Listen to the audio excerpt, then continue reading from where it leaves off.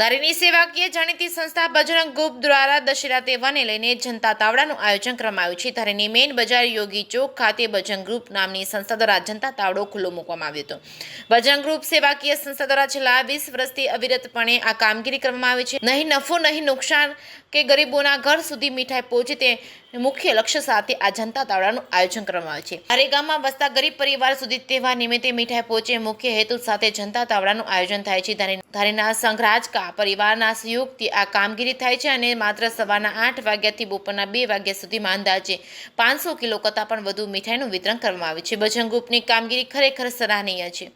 જે કેસની ગુજરાતી સાથે સંજય વાળા ધારી ધારી બજરંગ ગ્રુપ દ્વારા છેલ્લા 20 વર્ષથી દશેરા નિમિત્તે રાહત દરે મીઠાઈનું વિતરણ કરવામાં આવે છે, જેમાં નહીં નફો નહીં નુકસાનના ધોરણે ધારી અને આજુબાજુના ગ્રામ્ય વિસ્તારના ગરીબ લોકોને આ મોંઘવારીના સમયમાં મીઠાઈ ખાઈ શકે તે માટે છેલ્લા 20 વર્ષથી બજરંગ ગ્રુપ દ્વારા આયોજન કરવામાં આવે છે।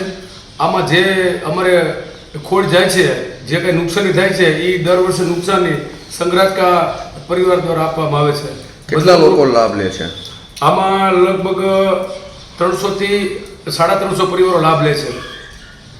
લોકોનો પ્રતિસાદ કેવો છે? લોકોનો પ્રતિસાદ બહુ સુંદર છે। અમે 500 કિલો મીઠાઈ હોય, સવારે 9 વાગે જનતા તાવડો ચાલુ થાય અને બપોરે 12 વાગે મીઠાઈ ખૂટી જાય છે।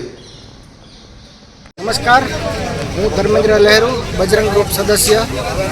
આજ રોજ ધારી ગામની અંદર વર્ષોથી બજરંગ ગ્રુપ દ્વારા લોકોને નહીં નફો નહીં નુકસાનના અર્થે જનતા તાવડાનું આયોજન કરવામાં આવે છે।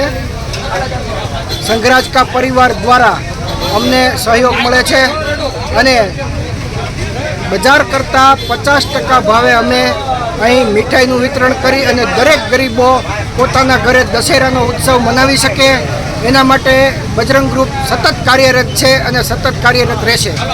કેટલા વર્ષોથી આ કામગીરી કરો છો આપ? લગભગ 24-25 વર્ષ જેવું થઈ ગયું।